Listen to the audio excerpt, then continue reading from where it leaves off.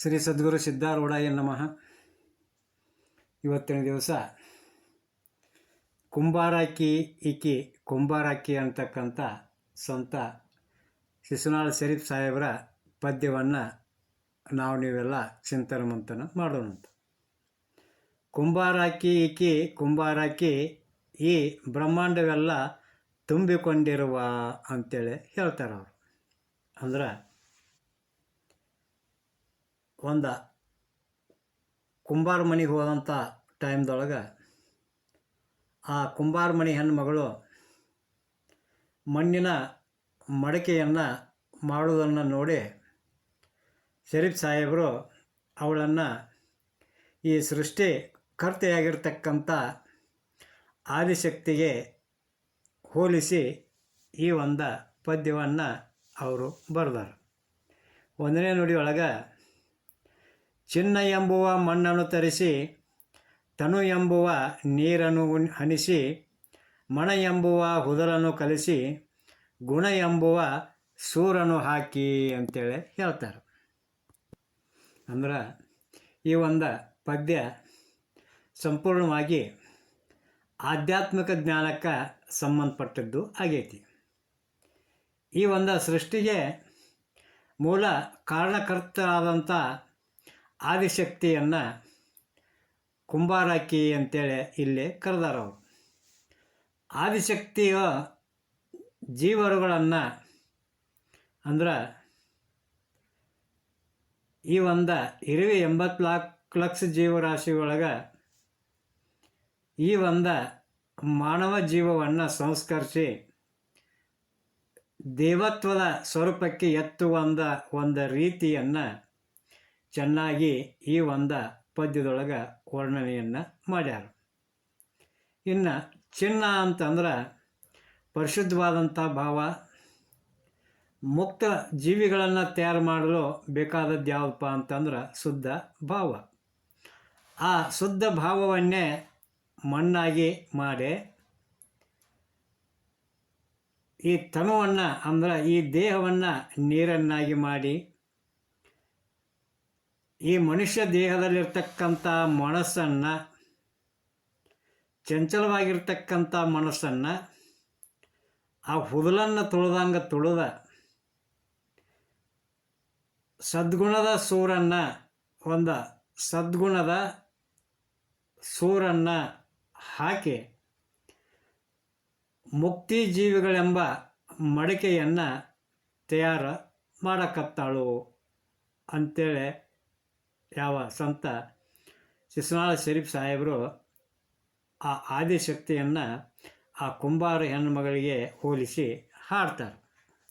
ಇನ್ನು ಎರಡನೇ ನುಡಿಯೊಳಗೆ ಭಕ್ತಿ ಎಂಬುವ ತಿಗರಿಯ ಮಾಡಿ, ಧ್ಯಾನ ಎಂಬುವ ಬಡಗಿಯ ಊರಿ, 360 ಸುತ್ತನು ತಿರುಗಿ ಗಡಿಗೆ ತಯಾರು ಮಾಡುವಾಕಿ ಅಂತೇಳಿ ಹೇಳ್ತಾರೆ.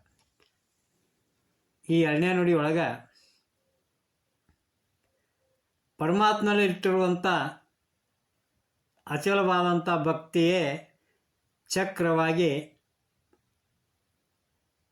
ಧ್ಯಾನ ಅಂತಕ್ಕಂಥ ಬಡಿಗೆಯನ್ನು ನೆಟ್ಟ, ಅಂದ್ರೆ ಆ ಚಕ್ರದ ಮ್ಯಾಗ ಬಡಿಗೆಯನ್ನು ಇಟ್ಟ ಪ್ರತಿನಿತ್ಯ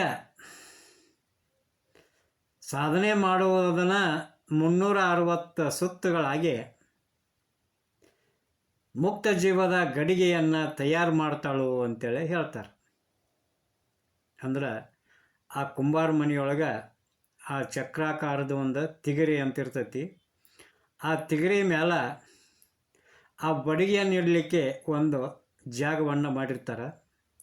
ಅಂಥ ಒಂದು ಜಾಗದೊಳಗೆ ಬಡಿಗೆಯನ್ನು ನೆಟ್ಟು ಇನ್ನು 360 ಸುತ್ತು ಅಂತಂದ್ರೆ ಪ್ರತಿದಿನವೂ ಸಾಧಕ ಸಾಧನೆಯನ್ನು ಮಾಡುವಂಥ ಒಂದು 360 ಸುತ್ತನ್ನು ತಿರುಗಿ ಅಥವಾ ತಿರುವೆ ಈ ಒಂದು ಮನುಷ್ಯ ಜೀವರಾಶಿಯನ್ನು ಆ ಯಾವ ಕುಂಬಾರಾಕಿ ಅಂದ್ರೆ ಆದಿಶಕ್ತಿ ತಯಾರು ಮಾಡ್ತಾಳು ಅಂಥೇಳಿ ಈ ಒಂದು ಎರಡನೇ ನುಡಿಯೊಳಗೆ ಹೇಳ್ತಾರೆ. ಇನ್ನು ಮೂರನೇ ನುಡಿಯೊಳಗೆ ಆಚಾರ ಎಂಬುವ ಆವಿಗೆ ಮುಚ್ಚಿ ಅರವು ಎಂಬುವ ಬೆಂಕಿಯ ಹಚ್ಚಿ ಸಾವಿರ ಕೊಡಗಳ ಸುಟ್ಟು ಎಂದು ಸಂತಿಗೆ ಓದು ಮಾರುವಾಕಿ ಅಂತೇಳಿ ಹೇಳ್ತಾರೆ. ಈ ಒಂದು ಮುಕ್ತಿಯನ್ನು ಪಡೆಯುವಂಥ ಶುದ್ಧ ಜೀವಿಗೆ ಸದಾಚಾರ ಅನ್ನೋ ಒಂದು ಭೂಷಣ. ಜೀವನದೊಳಗೆ ಶಿಸ್ತು ಕ್ರಮ ಇಲ್ಲದ ಸಾಮಾನ್ಯವಾದಂಥ ಒಂದು ಸಂಗತಿಗಳಲ್ಲಿನ ಯಶಸ್ಸು ಅನ್ನುವಂಥದ್ದು ಸಿಗೋದಿಲ್ಲ. ಅಂದಮೇಲೆ ಈ ಒಂದು ನಾವು ಮಾನವ ಜನ್ಮಕ್ಕೆ ಬಂದೇವಿ ಅಂತಂದ ಮೇಲೆ ಮುಕ್ತಾತ್ಮನಾಗಬೇಕಾದ್ರೆ ಸದಾಚಾರವುಳ್ಳಂಥ ಒಂದು ನಡವಳಿಕೆ ಬೇಕೇ ಬೇಕು. ನಿತ್ಯವೂ ಸತ್ಸಂಗದೊಳಗಿದ್ದುಕೊಂಡ ಜ್ಞಾನಾಭ್ಯಾಸ ಮಾಡಬೇಕು. ಪ್ರತಿ ದಿವಸ ಶ್ರವಣ ಮನನ ನಿಧಿಧ್ಯಾಸಗಳನ್ನು ಅಳವಡಿಸಿಕೊಂಡ ನಾವು ಸದಾ ಸಾಧನೆಯನ್ನು ಮಾಡ್ತಿರಬೇಕು. ಇಂಥದ್ದನ್ನೆಲ್ಲ ಆದಿಶಕ್ತಿಯು ಕಲಿಸಿ ಸಿದ್ಧ ಪುರುಷರಂತಕ್ಕಂಥ ಗಡಿಗೆಗಳನ್ನು ತಯಾರು ಮಾಡಿ ಸಂತಿಗೆ ಓದು ಮಾರೋದು ಅಂತಂದ್ರೆ ಜಗತ್ತಿನೊಳಗೆ ಅಂಥ ಒಂದು ಸಿದ್ಧಿ ಪುರುಷರು ಸತ್ಪುರುಷರು ಪ್ರಸಿದ್ಧಿಯನ್ನು ಪಡೆಯೋದು ಅಂಥೇಳಿ ನಾವಿಲ್ಲಿ ತಿಳ್ಕೊಬೇಕಾಕೈತಿ. ಇನ್ನು ನಾಲ್ಕನೇ ನುಡಿಯೊಳಗೆ 3 ಕಾಸಿಗೊಂದು ಕುಡಕಿಯ ಮಾರಿ 6 ಕಾಸಿಗೊಂದು ಗಡಗಿಯ ಮಾರಿ ವಸುದಿಯಳು ಶಿಶುನಾಳಧೀಶನ ಮುಂದೆ ಧ್ಯಾನದ ಮಗಿಯೊಂದು ಇಡುವಾಕಿ ಅಂತೇಳಿ ಹೇಳ್ತಾರೆ. ಯಾಕಪ್ಪ ಅಂತಂದ್ರೆ ಸಿದ್ಧಿ ಪುರುಷರಾದಂಥವರು ಯಾವುದಕ್ಕೂ ನಿಲುಕದವರು ಮತ್ತು ಅತ್ಯಮೂಲ್ಯವಾದಂಥವರು. ಅವರ ಜ್ಞಾನ ಮತ್ತು ಸಿದ್ಧಿಗೆ ಬೆಲೆ ಕಟ್ಟೋಕೆ ಸಾಧ್ಯ ಇಲ್ಲ, ಅದನ್ನು ಬೆಲೆ ಕಟ್ಟೋಕ್ಕೂ ಆಗಂಗಿಲ್ಲ. ಆದರೆ ಸದ್ಭಕ್ತಿ ಸುಜ್ಞಾನ ಸದಾಚಾರಕ್ಕೆ ಸುಲಭವಾಗಿ ಅವರು ನಿಲುಕ್ತಾರು ಅಂತೇಳಿ ಹೇಳ್ತಾರೆ. ಎಷ್ಟು ಸುಲಭವಾಗಿ ಅಂತಂದ್ರೆ ಈ 3 ಕಾಸಿಗೆ ಮಾರುವಂಥ ಗಡಿಗೆ 6 ಕಾಸಿಗೆ ಮಾಡುವಂಥ ಮಡಕಿ ಹಂಗೆ ಪ್ಯಾಟಿಯೊಳಗೆ ಹೆಂಗೆ 6 ಕಾಸಿಗೆ 3 ಕಾಸಿಗೆ ಈ ಗಡಿಗೆ ಮಡಕೆಗಳು ಸಿಗ್ತಾವಲ್ಲ, ಹಂಗೆ ಕೊನೆಗೆ ಆ ಪರಮಾತ್ಮನೊಂದಿಗೆ ಸಿದ್ಧ ಪುರುಷರನ್ನು ಸಮರಸ ಮಾಡಿಬಿಡ್ತಾಳು ಆ ಆದಿಶಕ್ತಿಯಾಗಿರ್ತಕ್ಕಂಥ ಮಹಾತಾಯಿ ಅಂತೇಳಿ ಈ ಒಂದು ಪದ್ಯದೊಳಗೆ ಸಂತ ಶಿಶುನಾಳ ಶರೀಫ್ ಸಾಹೇಬರು ಹೇಳ್ತಾರೆ. ಇನ್ನು ಮುಂದಿನ ಪದ್ಯದೊಳಗೆ ಬಿದಿರು ನಾನಾರಿಗಲ್ಲದವಳು ಅಂತಕ್ಕಂಥ ಪದ್ಯವನ್ನು ನೋಡೋಣಂತ. ಬಿದಿರು ನಾನಾರಿಗಲ್ಲದವಳು ಹುಟ್ಟುತ್ತಾ ಹುಲ್ಲಾದೆ ಬೆಳೆಯುತ್ತಾ ಮರವಾದೆ ಸುಂದರ ಸ್ತ್ರೀಯರಿಗೆ ಕೇರುವ ಮರವಾದೆ ಅಂತ ಹೇಳ್ತಾರೆ. ಅಂದ್ರೆ ಒಂದು ಬಿದಿರು ಅನ್ನುವಂಥದ್ದು ಈ ಮನುಷ್ಯರಿಗೆ ಪಶುಗಳಿಗೆ ಎಷ್ಟೊಂದು ಉಪಯುಕ್ತ ಆಗೈತಿ ಅನ್ನುವಂಥದ್ದನ್ನು ಈ ಒಂದು ಪದ್ಯದೊಳಗೆ ಹೇಳ್ತಾರೆ ಅವರು. ಹುಟ್ಟುತ್ತಾ ಹುಲ್ಲಾದೆ ಅಂತ ಹೇಳ್ತಾರೆ. ಅಂದ್ರೆ ಹುಟ್ಟುವಂಥ ಹುಲ್ಲಾದಾಗ ದನಕರುಗಳು ಮೇಯೋದಕ್ಕೆ ಆಹಾರ ಆಗ್ತತಿ, ಬೆಳೆಯುತ್ತಾ ಮರ ಆಕ್ಕತಿ. ಆವಾಗ ಮರ ಆತು ಅಂತಂದ್ರೆ ಮನೆಯಲ್ಲಿರ್ತಕ್ಕಂಥ ಹೆಣ್ಣು ಮಕ್ಕಳಿಗೆ ಕಾಳು ಕಡಿಗಳನ್ನು ಕೇರುವುದಕ್ಕೆ ಹಸನು ಮಾಡೋದಕ್ಕೆ ಮರ ಆಕ್ಕತಿ. ಇನ್ನು ಮುಂದಿನ ನುಡಿಯೊಳಗೆ ಮುದುಕಗೆ ಬಡಿಗೆಯಾದೆ ಮುತ್ಯಾಗ ಬೆತ್ತವಾದೆ ದೊಡ್ಡ ದೊಡ್ಡ ಮಹಾತ್ಮರಿಗೆ ಕೈಯೊಳಗಿನ ಬೆತ್ತವಾದೆ ಅಂತ ಹೇಳ್ತಾರೆ. ಅಂದ್ರೆ ವಯಸ್ಸಾದಂಥವ್ರಿಗೆ ಕೈಯಾಗ ಊರುಗೋಲು ಆಕ್ಕತಿ. ಮುತ್ಯಾಗ ಅಂತಂದ್ರೆ ಶಿವಯೋಗಿಗಳಿಗೆ ಸ್ವಾಮಿಗಳಿಗೆ ಕೈಯಾಗ ಹಿಡಿಯಾಕ ಬೆತ್ತಾದ ನಾನು ಅಂತೇಳಿ ಹೇಳ್ತಾರೆ. ಇನ್ನು ಮೂರನೇ ನುಡಿಯೊಳಗೆ ಅಂಬಿಗನಿಗೆ ಕೋಲಾದೆ ದಂಡಿಗೆ ನಾನಾದೆ ನೀಟುಳ್ಳ ಹುಡುಗರಿಗೆ ಬೇಟೆಯ ಬಡಿಗ್ಯಾದೆ ಅಂತ ಹೇಳ್ತಾರೆ. ಅದ ಒಂದು ಬಿದಿರು ಬೆಳೆದು ದೊಡ್ಡದಾದ ಮೇಲೆ ಆ ದೋಣಿಯನ್ನು ನಡೆಸುವಂಥ ಅಂಬಿಗನಿಗೆ ಹರಿಗೋಲು ಆಕ್ಕತಿ,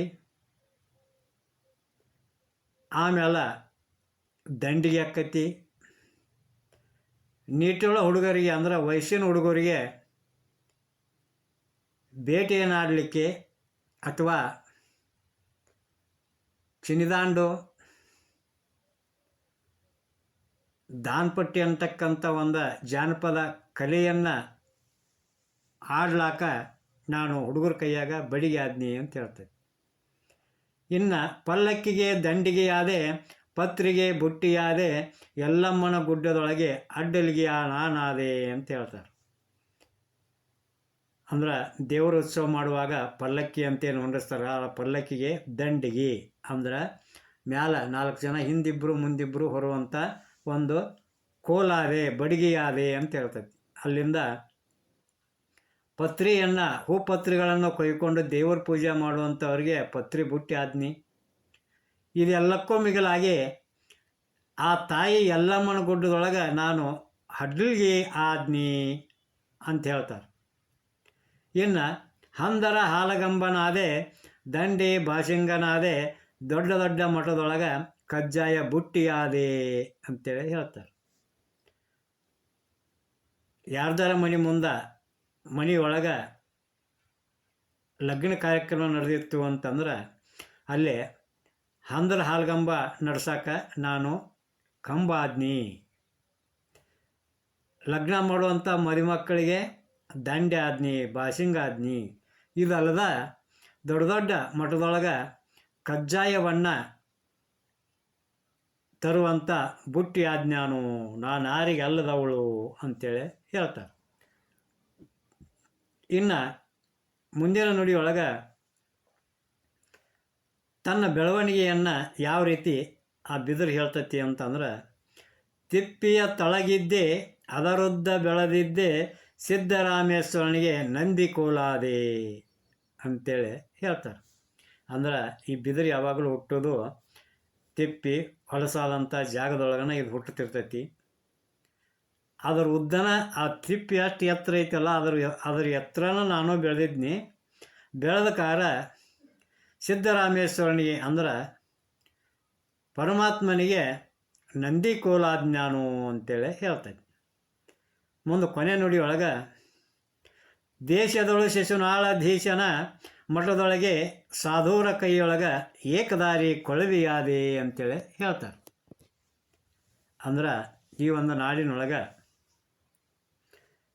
ಶಿಶುನಾಳಧೀಶನ ಅಂದ್ರೆ ಬಸವಣ್ಣನ ಒಂದು ಮಠದೊಳಗೆ ಇರ್ತಕ್ಕಂಥ ಸಾಧು ಸತ್ಪುರುಷರ ಕೈಯೊಳಗೆ ಏನು ಏಕದಾರಿ ಇರ್ತೈತಲ್ಲ, ಆ ತಂಬೂರಿಯ ಕೊಳವಿನ ಆಜ್ಞಿ ಅಂತೇಳಿ ಇಲ್ಲಿ ಹೇಳ್ತಾರೆ. ಅಂದ್ರೆ ಇಲ್ಲಿ ಒಂದು ಬಿದಿರಿನ ಮಹತ್ವವನ್ನು ಮನ ಮುಟ್ಟುವಂತೆ ಕವಿ ಸಂತ ಶರೀಫ್ ಸಾಹೇಬರು ವರ್ಣನೆಯನ್ನು ಮಾಡ್ಯಾರ. ಈ ಬಿದಿರಿಗೆ ಯಾಕೆ ಎಷ್ಟೊಂದು ಮಹತ್ವ ಬಂತಂತಂದ್ರೆ ಅದರ ಸ್ಥಿತಿಸ್ಥಾಪಕ ಒಂದು ಗುಣದಿಂದಾಗಿ.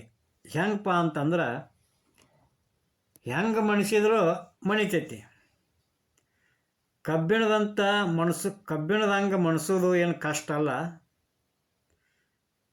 ಭಕ್ತ ಆದಂಥವ, ಸಾಧಕ ಆದಂಥವ ಬಿದಿರಿನಂಗೆ ಇರಬೇಕು ಅಂತೇಳಿ ಬಸವಣ್ಣನವರು ತಮ್ಮ ಒಂದು ವಚನದೊಳಗೆ ಹಿಂಗೆ ಹೇಳ್ತಾರಲ್ಲ, ಬಿದಿರಲಂದನವಕ್ಕು ಬಿದಿರೇ ಸತ್ತಿಗೆ ಯಕ್ಕು, ಬಿದಿರಲ್ಲಿ ಗುಡಿಯು ಗುಡಾರವಕ್ಕು, ಬಿದಿರಲ್ಲಿ ಸಕಲ ಸಂಪದವೆಲ್ಲವೂ, ಬಿದಿರಿದರವರ ಮೆಚ್ಚ ಕೂಡಲ ಸಂಗಮ ದೇವ ಅಂತ ಹೇಳ್ತಾರೆ. ಅಂದ್ರೆ ಬಿದಿರಿನೊಳಗೆ ಪಲ್ಲಕ್ಕಿ ತಯಾರು ಮಾಡ್ಬೋದು, ಛತ್ರಿ ತಯಾರು ಮಾಡ್ಬೋದು, ಗುಡಿ ಗುಡಾರಗಳನ್ನು ತಯಾರಿಸ್ಬೋದು. ಬಿದಿರಿನಂತೆ ಬಾಗುವ ಗುಣ ಇಲ್ಲದವ್ರನ್ನ ಪರಮಾತ್ಮ ಎಂದೆಂದು ಮೆಚ್ಚೋದಿಲ್ಲ ಅಂತೇಳಿ ಬಸವಣ್ಣನವರು ತಮ್ಮ ವಚನದೊಳಗೆ ಹೇಳ್ತಾರೆ. ಈ ಒಂದು ಬಸವಣ್ಣನವರ ವಚನದಿಂದ ಪ್ರೇರಿತರಾಗಿ ಇನ್ನೂ ವಿಸ್ತಾರವಾಗಿ ಬಿದಿರಿನ ಮ್ಯಾಲ ಅದ್ಭುತವಾದಂಥ ಈ ಒಂದು ಪದ್ಯವನ್ನು ಸಂತ ಶರೀಫ್ ಸಾಹೇಬರು ಬರೆದಾರ. ಹಾಡೋದಕ್ಕೆ ತುಂಬ ಸುಲಭವಾಗಿ ಹೊಂದ್ಕೋತತಿ. ಹಾಗೆಯೇ ಬಿದಿರಿನಂತಹ ಬಾಗುವ ಮೃದುತ್ವದ ಸ್ವಭಾವವನ್ನು ಅಳವಡಿಸಿಕೊಳ್ಳುವುದು ಅದು ಸಜ್ಜನರಾದವರಿಗೆ ಈ ಮಾನವ ಜನ್ಮದಲ್ಲಿ ಹುಟ್ಟು ಬಂದವರಿಗೆ